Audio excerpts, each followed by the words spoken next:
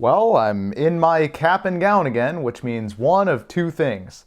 Either I'm dreaming about my last college graduation, or I have yet another financial aid topic to cover. Alright then, financial aid appeals it is. Let's go!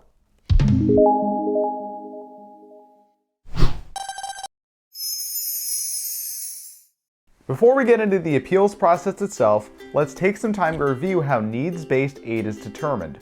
Federal and state aid, both grants and loans, use information from your tax returns to calculate your need.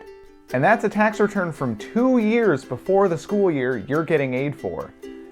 In addition to this built-in information delay, recall that FAFSA only considers your income and assets, not your expenses or debts.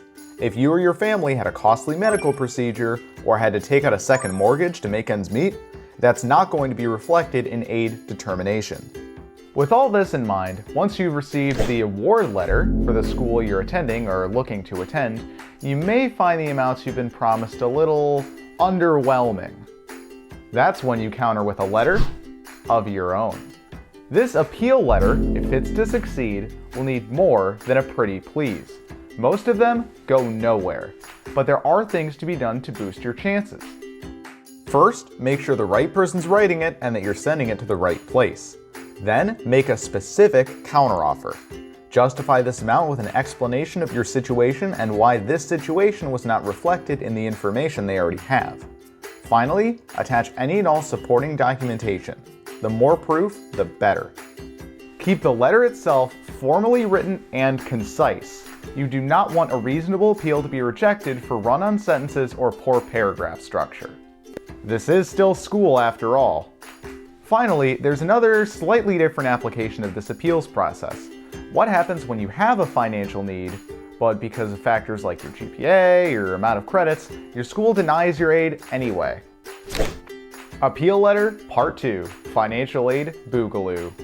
This time, your explanation and documentation should focus on the circumstances that led to your SAP slipping. Once again, it is an uphill battle, but diligent documentation will help your chances. I realize this might have a speaking to the manager vibe to it, but it's important to at least try. These huge systems and institutions are not built to consider individual circumstances, and that means they sometimes leave individuals in the dust. Don't let that be you. If you're getting shorted on your award letter or your financial aid is being blocked, start your appeal today. Thanks for watching. If you found this helpful, you can subscribe, check out my other stuff, or do an engagement by smashing those like or comment buttons. Whatever you choose, remember that while adulting may be scary, we're all in this together.